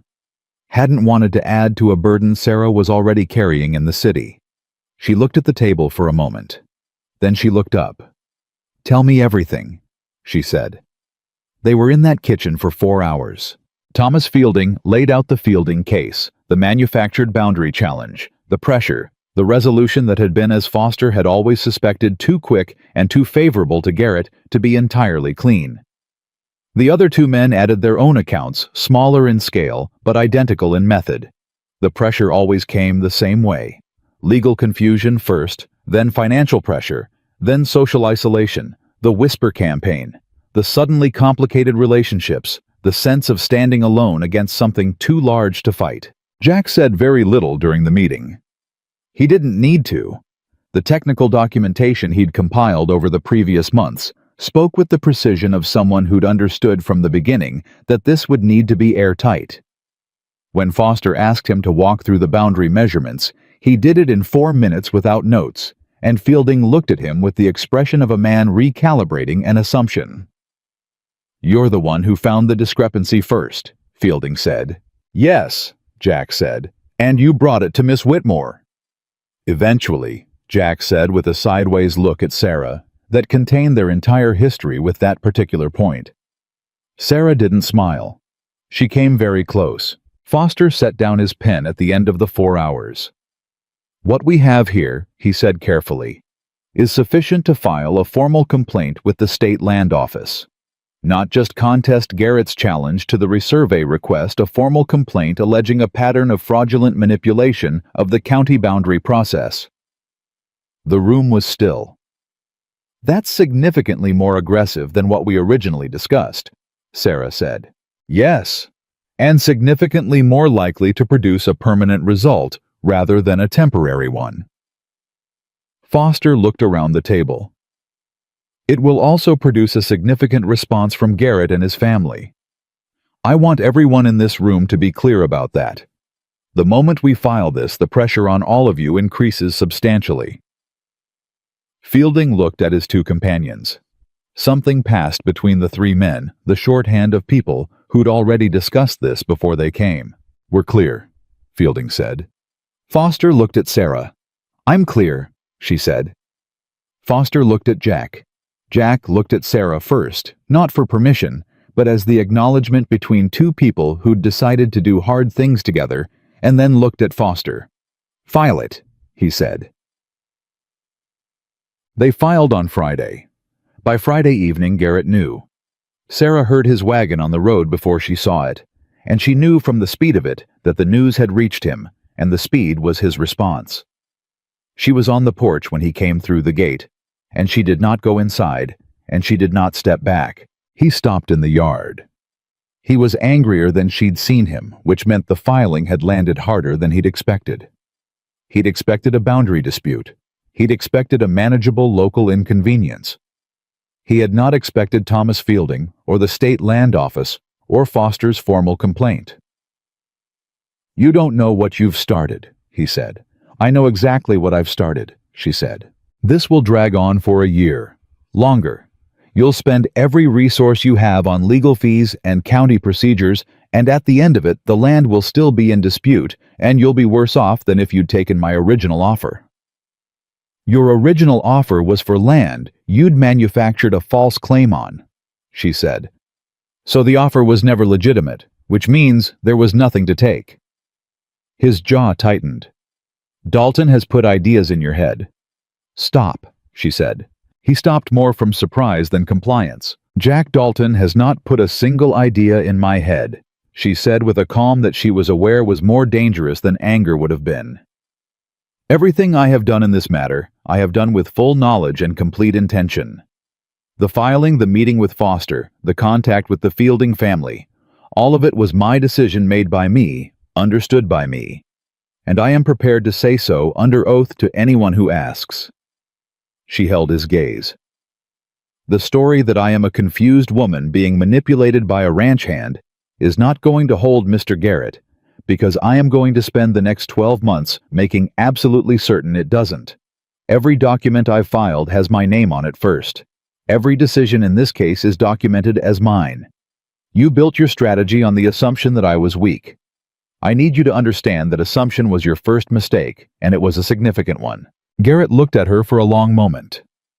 "You'll regret this," he said. "Maybe," she said, "but not today."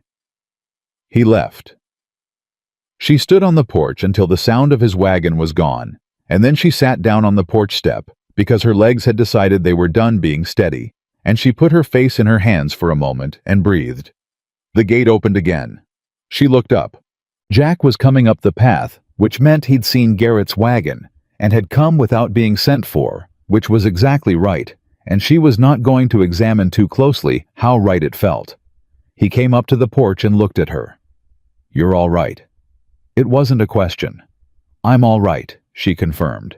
He sat down on the step beside her, close enough that his arm was against hers, which was new, and neither of them moved away from it. "He threatened me," she said. "Not directly. He's too careful for that. But the shape of what he said was a threat." "I know," Jack said. "His next move will be the social campaign. He'll push the story about us hard, now that the legal strategy is compromised." "Let him," she said. Jack looked at her. "I've been thinking about what Foster said," she continued. about defined relationships, about how the story only works if we behave as though we have something to hide. She felt him go still beside her. "I don't have anything to hide," she said quietly. "Do you?" He turned and looked at her, and the evening was going gold and soft around them, and his eyes were the color she'd never quite named. "No," he said. "I don't." "Then I think," she said carefully, "that we should stop letting Garrett define the terms of what we are to each other. He's been trying to name it since the beginning, using it as a weakness, reframing it as manipulation, making it into whatever serves his purpose." She paused. "I'd rather we named it ourselves." He was quiet for a moment. "What would you name it?" he asked. She looked at him, and for the first time in this entire long, careful story, she did not measure what she was about to say against how it might be received, or what it might cost, or whether the timing was right. "I would name it the most honest thing that's happened to me in 6 years," she said. "And I would name it Not Finished, and I would name it Mine, if you're willing." He looked at her for a long moment, steady as he always was, present, as he always was. And she watched the thing move through his face again, the thing underneath the composure, the thing that was not performed and could not be performed because it was entirely real. "Ask me properly," he said quietly, and there was something in his voice she hadn't heard before, something warm and low and lit from inside. She almost laughed. "Jack Dalton," she said. "Will you stop being careful?" "Yes," he said. Immediately, without hesitation. And he reached up and touched her face the way a person touches something they have been wanting to touch for a long time, and have finally decided they are allowed to. And she leaned into it, and the evening settled around them, and Willow Creek kept its opinions to itself for exactly 1 minute, which was enough. They were married 5 weeks later, not because Foster had suggested it was strategically sound, though it was. Not because Garrett's social campaign required a definitive counter-narrative, though it did. They were married because Sarah Whitmore woke up one morning 3 weeks after Garrett's visit, and 2 weeks after the evening on the porch step, and understood with the clarity that comes when you stop arguing with yourself that she had no desire to spend another day in a life that did not include Jack Dalton in a formal and permanent way. She told him this directly at the kitchen table over coffee without ceremony. He set down his cup. He said, "I've been thinking the same thing for 2 weeks. "Then why didn't you say anything?" "Because the last time I started a sentence about how I felt, you told me not to do it yet." She stared at him. He looked back at her with the expression she'd come to know as his version of humor contained precise and entirely devastating. "You are," she said carefully, "the most infuriating patient man I have ever met." "Yes," he agreed. She married him on a Tuesday, which was not traditional, but she had never been particularly interested in tradition as a value in itself, and Jack had no preference about the day. Foster witnessed, and old George Pritchard witnessed, and Thomas Fielding came down from his property because she'd asked, and because he said he wouldn't have missed it. The town talked. Of course the town talked. It had been talking since the first time Jack Dalton advised her on grain quality at a market counter, and Sarah had long since stopped expecting it to stop. What she had stopped doing was adjusting her life to accommodate the talking. What she had not anticipated, what neither of them had fully anticipated, was what happened on the wedding night. Not what the town had predicted, which was some version of disappointment or revelation of inadequacy.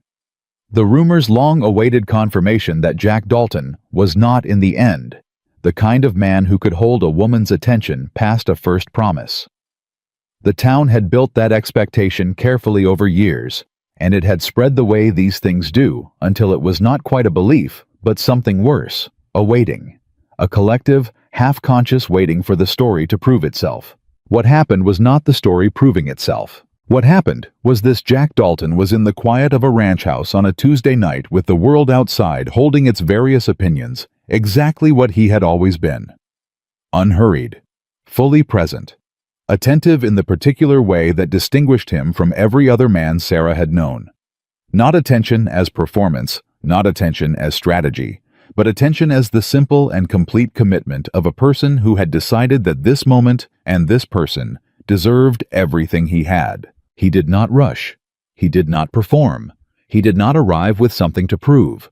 He arrived with patience and with care, and with the kind of emotional intelligence that the town had never once considered counting among a man's strengths, because the town had always kept its inventory of masculine virtues in a very specific and very limited column. Sarah had known in her mind for weeks that the town was wrong about him. She understood it differently now. She lay in the dark of the ranch house bedroom and listened to him breathe beside her, and thought about the women at the dry goods counter, and Martha Pruitt with her warnings, and the broad man in the store, and Garrett with his manufactured stories, and all the people who had looked at Jack Dalton's silence and his gentleness and his refusal to be loud about himself, and had decided from that evidence that he was lacking. She thought they were looking at the wrong evidence. She thought they were asking the wrong questions. The question had never been whether Jack Dalton could dominate a room, or win a confrontation with volume, or perform the particular theater of aggressive masculinity that Willow Creek had apparently decided was the measure. The question, the real question, the one that actually mattered, was whether he could be trusted, whether he was present, whether he would give his full attention to what was in front of him and mean it without performance, without calculation, without the part of the self that is always slightly absent and always slightly watching for what comes next. The answer Sarah now knew from every available kind of evidence was yes. Completely and without reservation, yes. She reached over in the dark and put her hand on his chest, feeling his heartbeat steady as everything else about him. He put his hand over hers. Neither of them said anything. They didn't need to. Outside Willow Creek was quiet and dark, and full of people sleeping through the disproof of the story they'd all agreed on. And in the morning they would wake up, and the story would still feel true to them, because they hadn't been in this room and they wouldn't know to revise it. But Sarah knew. And Jack knew she knew. And in the dark of a Tuesday night in a ranch house on the edge of Willow Creek, with the land dispute still open, and the state complaint still pending, and Garrett still somewhere out there calculating his next move, that knowing was the most solid thing she had ever held. More solid than city ambition. More solid than the plans she'd made at 23. More solid than the careful distance she'd maintained for 6 weeks, while she talked herself into and out of the thing that had already been true the whole time. She closed her eyes. Beside her, Jack was already asleep, which was a thing she was coming to love about him, the way he could move from full presence to full rest, without the anxious middle space that plagued most people. He had nothing unresolved in him tonight. Neither did she. For the first time in longer than she could accurately remember, she had nothing unresolved in her at all. She slept. Morning came to Willow Creek, the way it always did, indifferent to whatever had happened the night before, indifferent to whatever anyone had decided or felt or understood in the dark. Sarah was awake before the light was full. She lay still for a moment, aware of Jack's steady breathing beside her, aware of the weight of the day that was coming, and she made a deliberate choice, the kind of choice that looks small from the outside, but costs something real on the inside. She decided she was not going to arrange her face before she went out into this town. She was not going to perform ease she didn't feel, or perform certainty she hadn't earned. She was going to walk out exactly as she was, which was a married woman on the morning after her wedding, with a land dispute still open, and an enemy still active, and a life that was, despite all of that, more solid under her feet than any life she'd stood on in 6 years. She got up and made coffee. Jack was awake 10 minutes later, which she'd expected. He was not a man who slept past the work of the day. He came into the kitchen and stopped when he saw the coffee already made, and something moved across his face that she was still learning the name of. The specific expression of a man who has spent years doing everything alone and is not yet entirely accustomed to being preceded. "Morning," she said. "Morning," he said. He sat down across from her, and they drank their coffee in the quiet that was theirs, not an absence of comfort, but a presence of it, the silence of two people who don't need noise to fill the space between them.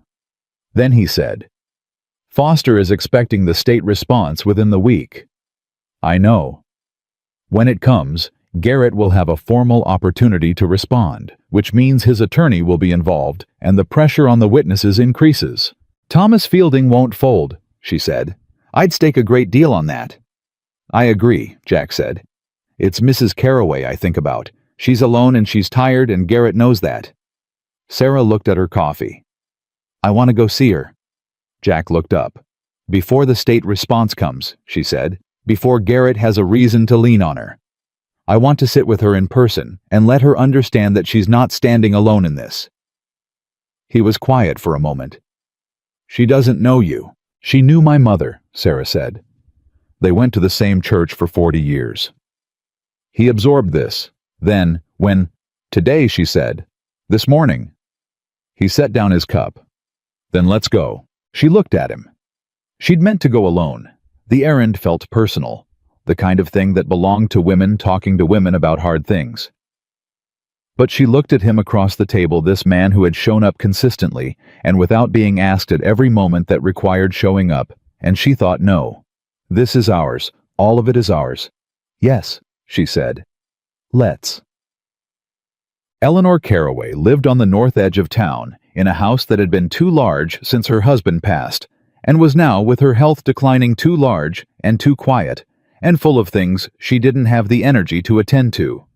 She opened the door herself, which told Sarah something she had no help, and she was managing. She looked at them both on her doorstep, and something complicated moved across her face. Calculation or memory, or the specific reassessment of a woman who had been told one story about Jack Dalton for years, and was now looking at him standing beside Margaret Whitmore's daughter on a Wednesday morning with a bearing that did not match the story at all.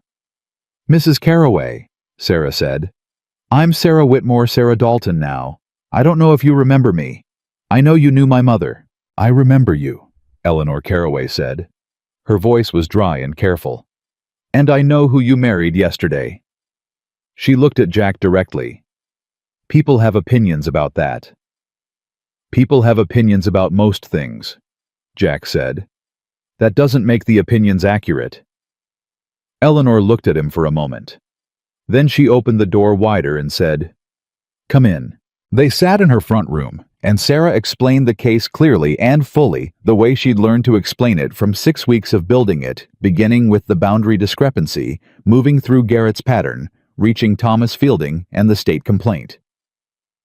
She held nothing back and softened nothing because Eleanor Carroway was not a woman who needed things softened.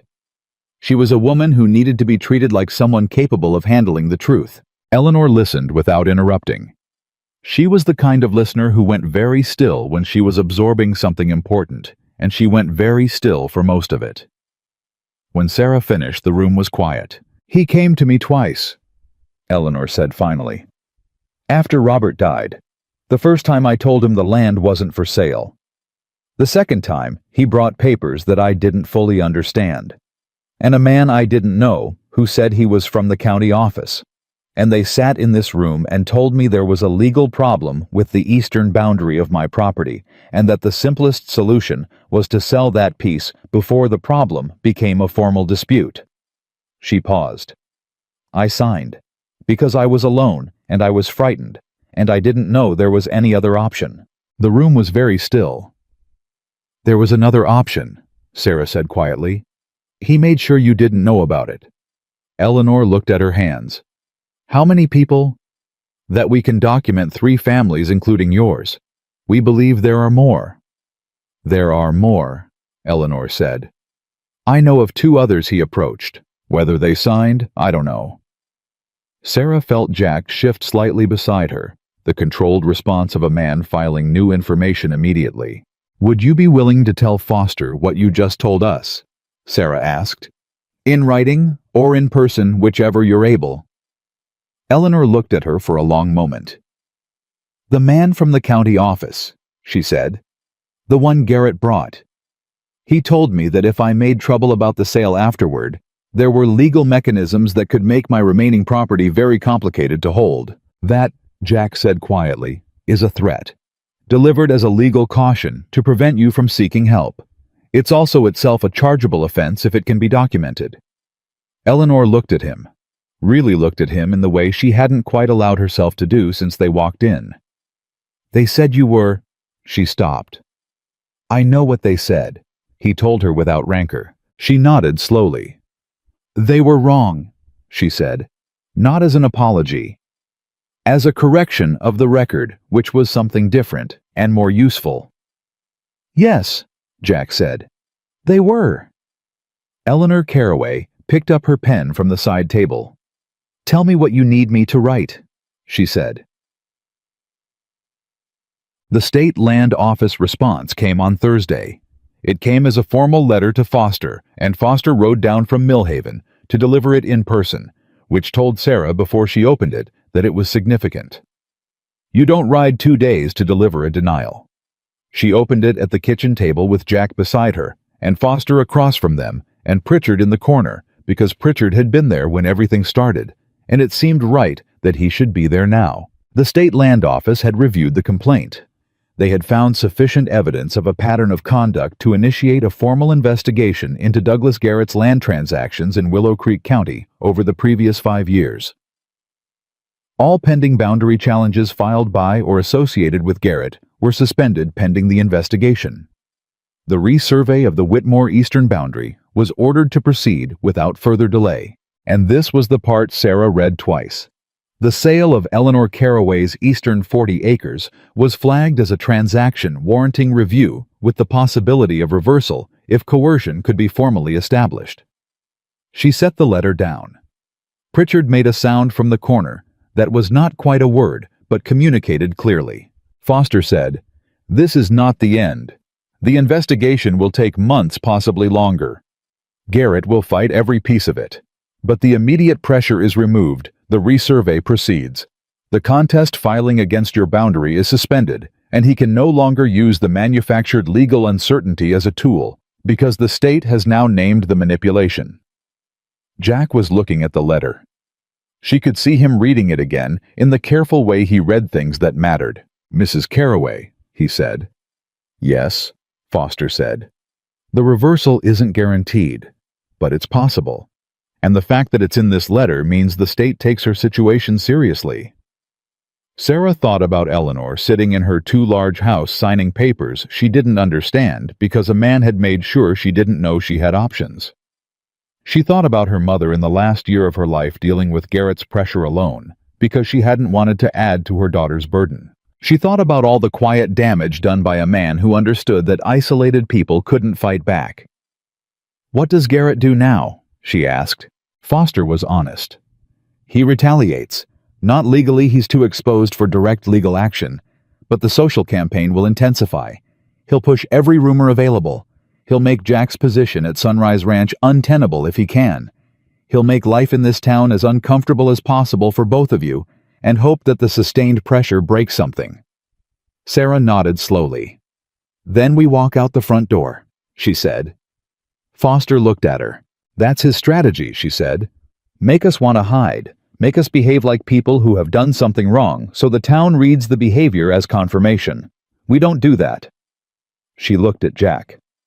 "We walk out the front door, and we walk through this town, and we let people look." Jack held her gaze for a moment. "All right," he said. They walked through Willow Creek on Thursday afternoon, and the town looked. She'd known it would. She'd prepared for it, and preparation helped, and it still took more than she'd expected, because being looked at by a place that has decided something about you is a specific kind of weight that preparation doesn't fully remove. But she walked, and Jack walked beside her. Unhurried, his hand finding hers after half a block. Not as performance, just because it was true, and they moved through the main street of Willow Creek with the state letter in Foster's bag, and Eleanor Caraway's written account in the file, and Thomas Fielding's documentation filed, and their name shared, and 3 months of quiet, careful, thorough work behind them. The first person to stop them was old George Pritchard, but that was expected because Pritchard was everywhere, and he'd been in the kitchen that morning. The second person was unexpected. Martha Pruitt came out of her store. Not to say something cutting. Sarah braced for it anyway, the way you brace when you've been hit from a direction enough times that your body learns to anticipate it regardless of current evidence. Martha Pruitt came out and said, "I heard about the state letter." "News travels," Sarah said. "It always does." Martha looked at Jack. Then she looked back at Sarah. "I said some things. About him. When you first came back."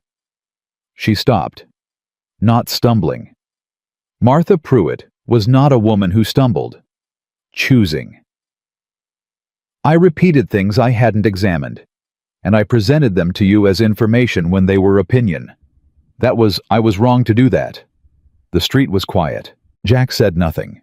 He had the particular stillness of someone who was neither accepting the apology too eagerly nor refusing it. "Thank you, Martha," Sarah said, meaning it. Martha looked at Jack one more time. "You've been a better neighbor than most of this town deserved," she said. "That's all." And she went back inside. Sarah and Jack walked on. At the other end of the street they passed the two women who'd been laughing at Calloway's the day Sarah arrived. One of them looked away. The other one met Sarah's eyes and held them for a moment, and in that moment Sarah saw the thing she hadn't expected. Not hostility, not the doubling down she'd prepared for, but something quieter and more complicated. Something that looked almost like recognition.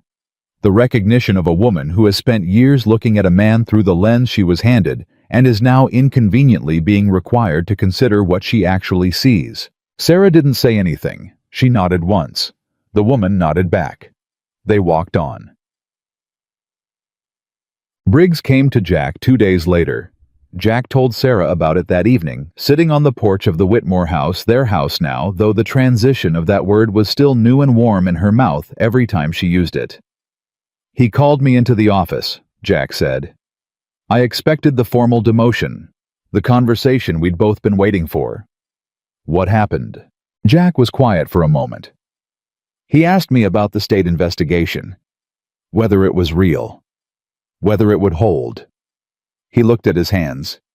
"And then he told me he'd known about Garrett's approach to two of the smaller ranchers in the county, that he'd been told it was a legal matter and to stay out of it, that he stopped, that he'd stayed out of it." Sarah felt the shape of what Jack wasn't quite saying. "He knew something was wrong. He suspected," Jack said carefully. "He didn't know. And he told himself that suspicion wasn't knowledge, and that getting involved in a legal matter that wasn't his place." He paused. "He said he watched me get involved in yours, and he thought I was making trouble for myself and for the ranch. He said he thought he used the word reckless." And now, Jack looked at her. "He said he was wrong, and that he's withdrawing the informal pressure he put on my position, and that if Garrett or anyone connected to Garrett approaches any Sunrise Ranch business, I'm to be told immediately." Sarah sat with this for a moment. "That's not a small thing," she said. "Coming from Briggs." "No," Jack agreed. "It isn't." She looked at him. "How do you feel?" He thought about it honestly, the way he thought about everything. "Strange," he said finally. "I've spent 4 years at that ranch with Briggs thinking one thing about me. The thought doesn't just reverse. It takes time. For both of us." "But it reversed," she said. "Yes," he said. "It reversed." She reached over and put her hand on his arm. He covered it with his own. "Jack," she said. "Yes. The town is going to keep being the town for a while. Some of them will come around. Some of them won't." She paused. "I need you to know that neither outcome changes anything for me. My life here isn't staked on what Willow Creek decides about you. It's staked on what I know about you. And I know enough." He looked at her, and the thing moved through his face again. The thing she'd been learning the name of since the evening on the porch step. The thing that lived under the composure and came through when something reached him past the defenses he'd built from years of needing them. It was called being loved and knowing it. "I know enough too," he said quietly. The formal investigation took 4 months. In those 4 months, Douglas Garrett's legal operation was dismantled with the particular thoroughness of a state process that has been handed sufficient documentation and sufficient witness testimony to do its work properly. Thomas Fielding testified. Eleanor Caraway testified in writing and then in person when she decided she was capable of it, and that the capability had been there all along, and she'd simply needed to be reminded. 3 additional families came forward once the state investigation was public families who had been watching to see whether the complaint would hold before they risked adding their names. Sarah did not judge them for waiting. She understood what it meant to need proof before you stepped into a fight. The Garrett family's county cousin was removed from his position pending a separate review. The boundary challenge against Sarah's resurvey was dismissed entirely. The resurvey was completed, and the eastern 40 yards of the Whitmore property were confirmed as exactly what they had always been hers, cleanly and without question, as her mother had always known they were. Eleanor Caraway did not recover her land. That process was longer and more complex, and not guaranteed, but Foster kept working it, and Sarah kept the file active, and Fielding added his voice to the formal petition, and the thing that had seemed impossible 8 months ago was now merely slow, which was different from impossible. Jack kept his position at Sunrise Ranch. Briggs, to his credit, never mentioned the informal pressure campaign again, and extended to Jack the specific courtesy of a man who is making good on a correction without requiring applause for making it.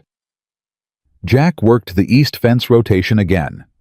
He was given additional responsibility with the new stock, which was the closest thing to an apology a man like Briggs knew how to produce, and Jack received it in the spirit it was given. The town shifted in the way that towns shift, not dramatically, not with a single moment of public reckoning, but gradually and unevenly, and sometimes uncomfortably. Martha Pruitt sent a jar of preserves to the house, which was her language, for things she had difficulty saying directly. The women from Calloway's nodded when they passed on the street, and then began to nod first, which was a progression.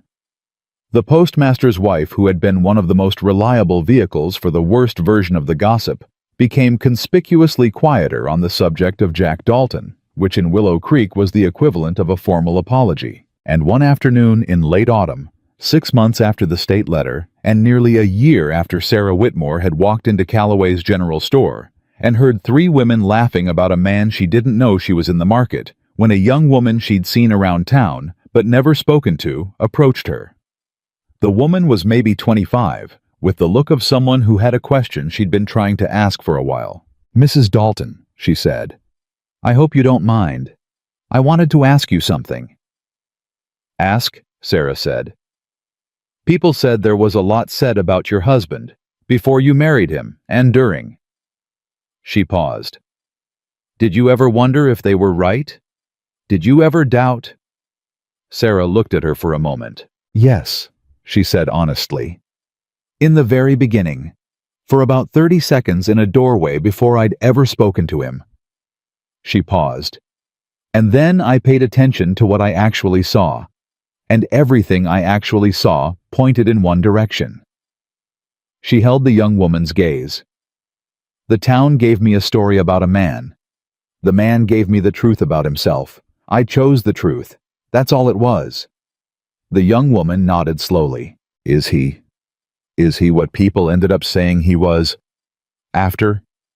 She seemed to be looking for something specific. "Is he kind?" Sarah thought about the creek, and the 40 minutes with the horseshoe, and the boundary documents in the notebook, and the hand placed over hers at the kitchen table, and the wedding night when he arrived without anything to prove, and gave everything anyway, and the morning after, when she woke to coffee already made and steady breathing beside her. "He is," she said, "the most genuinely kind person I have ever known, and the strongest.